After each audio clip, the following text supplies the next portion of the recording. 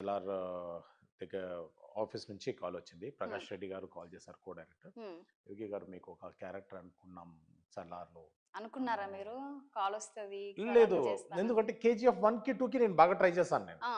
అసలు ఎన్ని సార్లు పంపించాను నాకు తెలిసి వాళ్ళు బెజారైపోయారేమో. ఆ! ఇన్ని సార్లు మెయిల్ చేస్తున్నాడేందని. ఆ! అన్ని సార్లు ట్రై చేశాను. బట్ సలార్‌కి నేను ట్రై చేయలేదు సరిగ్గా. ఓకే. ఏదో ఒకసారి మెయిల్ చేశాను. ఎందుకంటే అందులో పెద్ద పెద్ద ఆర్టిస్ట్‌లు అవును. తీసుకుంటారన్న దీంట్లో ఉండిపోయాను గానీ, హ్మ్. ఒక ఫైన్ డే నాకు కాల్ వచ్చింది ప్రకాష్ హ్మ్. రెడ్డి గారి దగ్గర నుంచి. హ్మ్. యోగి గారు మీకు ఒక క్యారెక్టర్ అనుకుంటున్నాం. ఫలానా డేట్ మీరు ఫ్రీ ఉన్నారు. హ్మ్.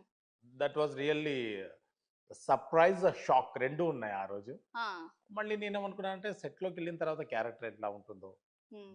మళ్ళీ అంటే తెలవదు గదా! స్టోరీ అవును. బేస్ ఎలా ఉంటుందో. హ్మ్.